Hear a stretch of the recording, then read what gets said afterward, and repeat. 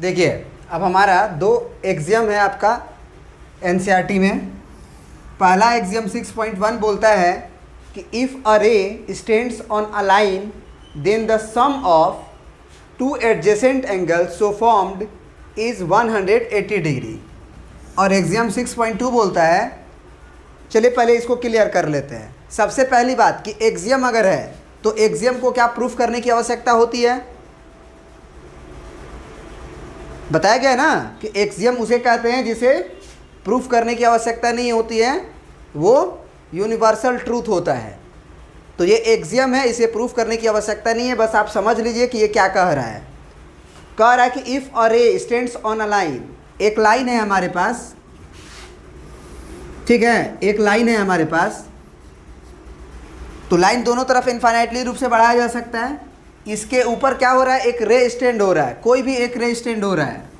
ये मान लीजिए ये एक रे निकला ऐसे करके। कह रहा है कि then the sum of two adjacent angle. तो एडजेसेंट का मतलब होता है अगल बगल, एडजेसेंट का मतलब होता है अगल बगल।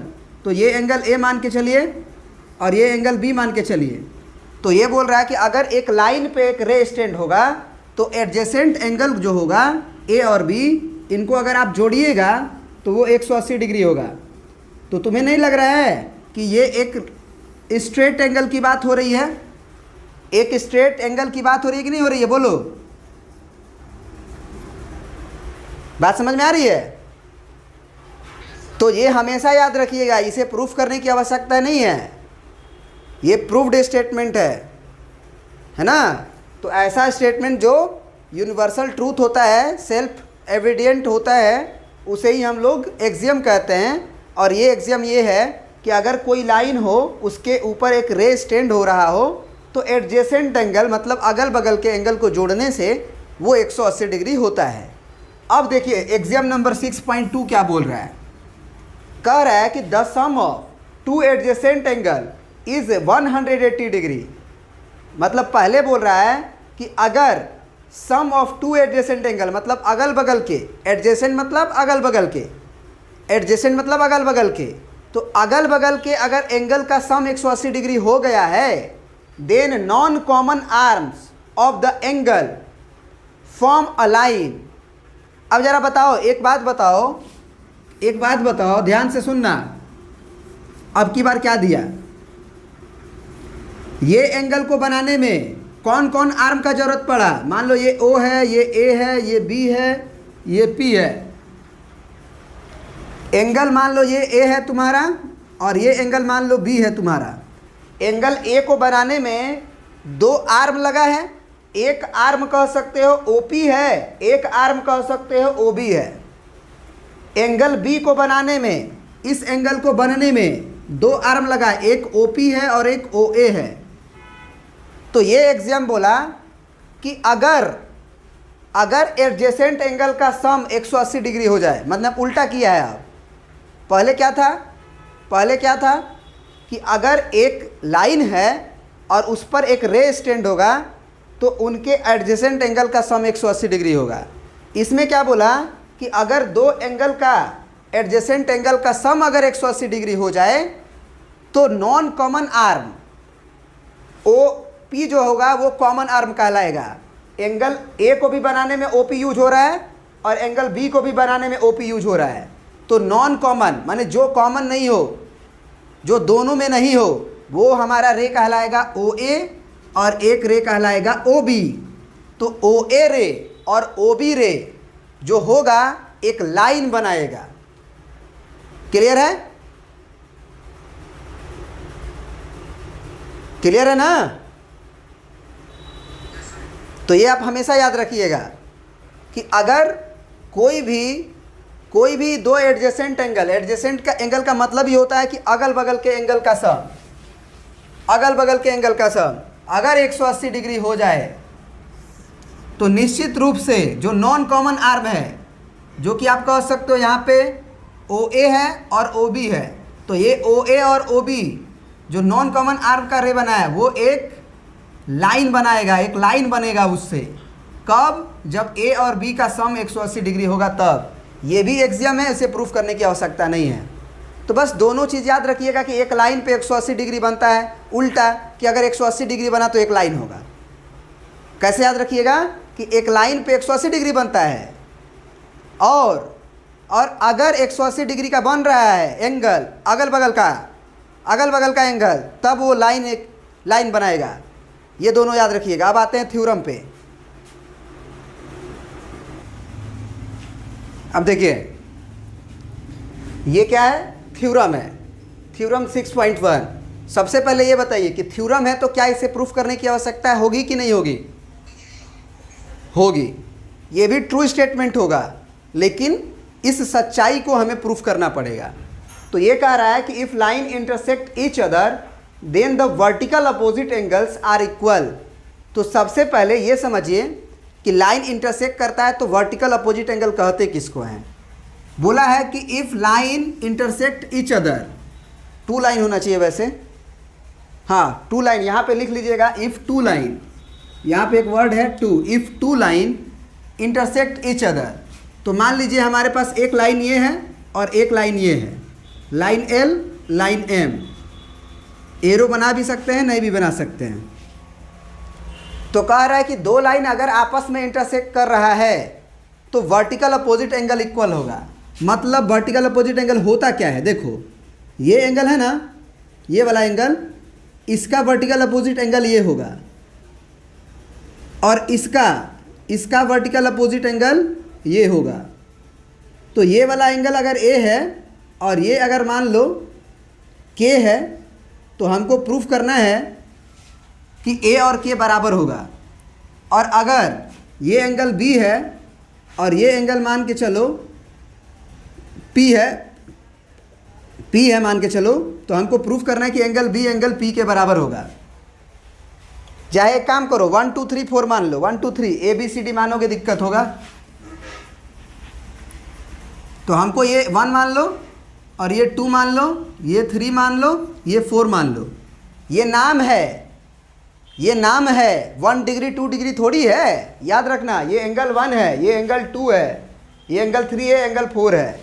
हमको क्या गिवन है? हमको गिवन क्या है कि line L and M intersect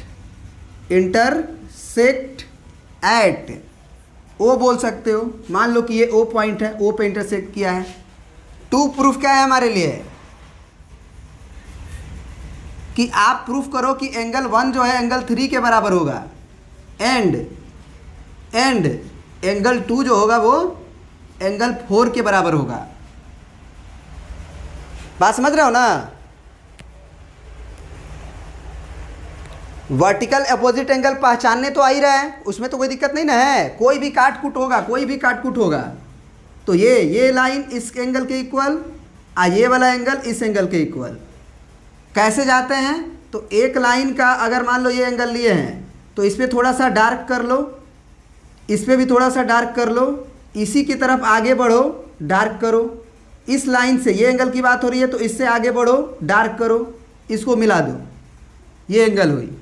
और अगर ये एंगल की बात हुई है मान के चलो, तो इस पे डार्क करो, इस पे डार्क करो, इसको आगे की ओर बढ़ाओ तो ये मिला, फिर इसको आगे की तरफ बढ़ाओ, ये मिला, इन दोनों को मिला दो, तो ये वर्टिकल अपोजिट एंगल कहलाते हैं।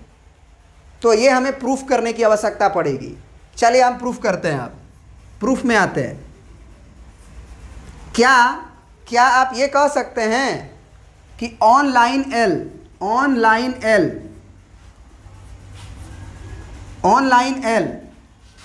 एक लाइन है, ये पूरा एंगल 1 प्लस एंगल 2 180 डिग्री होगा? बोलिए।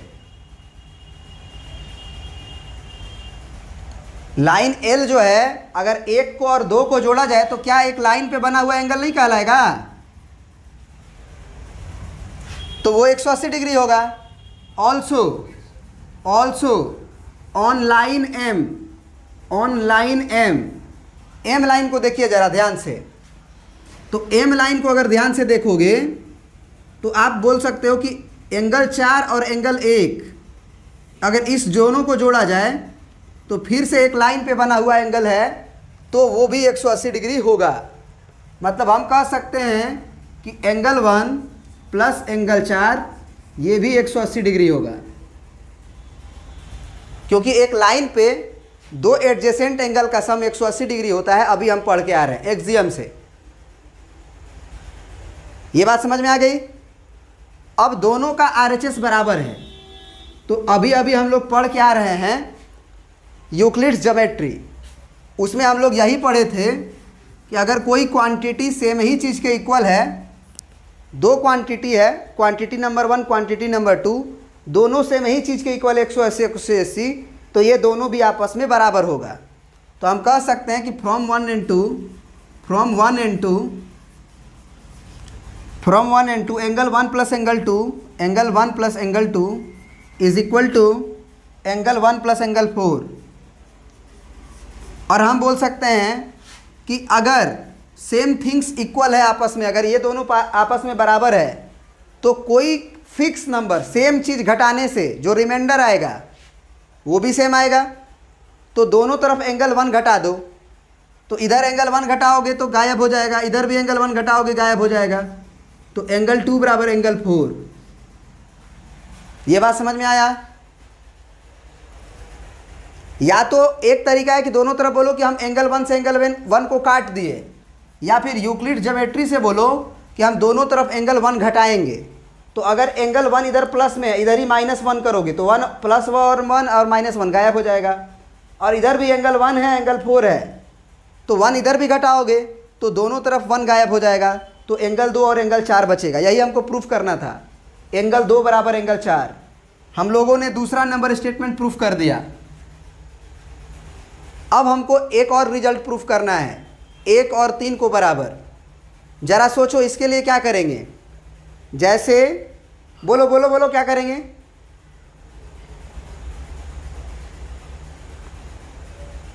देखो ये इक्वेशन जो एंगल 1 वाला है ना, इसको रहने दो, इसको रहने दो। जैसे देखो ध्यान से समझना, इन दोनों में अगर 1 और 1 कॉमन हुआ है तो 1 और 1 कट गया। बोलो कट गया ना। अब अगर हमको प्रूफ करना है 1 और 3 को, तो 1 और 3 को अगर प्रूफ करना है बराबर, तो एंगल 2 को काटना पड़ेगा। तो एंगल 2 को काटना पड़ेगा, तो क्या हम ये बोल सकते हैं ऑल्सो ऑन लाइन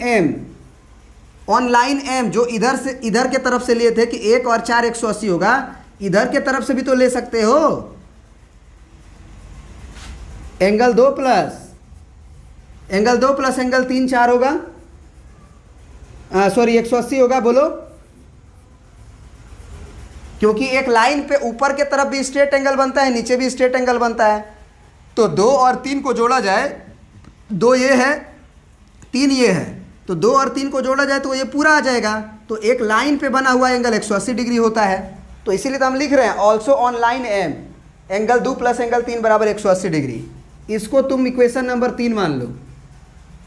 फिर से इक्वेशन 1 को देखो और इक्वेशन 3 को देखो। इक्वेशन 1 का भी आरएचएस 180 डिग्री है और इक्वेशन 3 का भी आरएचएस 180 डिग्री है। तो things which are equal to same things are equal to each other by Euclid's geometry first. Euclid's geometry में पहला एक्सियम यही था। तो अगर हम बोलेंगे कि फ्रॉम 1 and 3 दोनों का आरएचएस इक्वल है, 1 का भी 180 और 3 का भी 180, इसीलिए एलएचएस बराबर होगा। तो हम लिख देंगे एंगल 1 प्लस एंगल 2 बराबर एंगल 2 प्लस एंगल 3। अब एंगल 2 से एंगल 2 कट जाएगा, तो एंगल 1 बराबर एंगल 3 बचेगा। ये भी प्रूफ्ड हो गया। ये प्रूफ करना था, एक ठो 1 और 3 बराबर होगा, एक 2 और 4। क्या ये बात समझ में आई?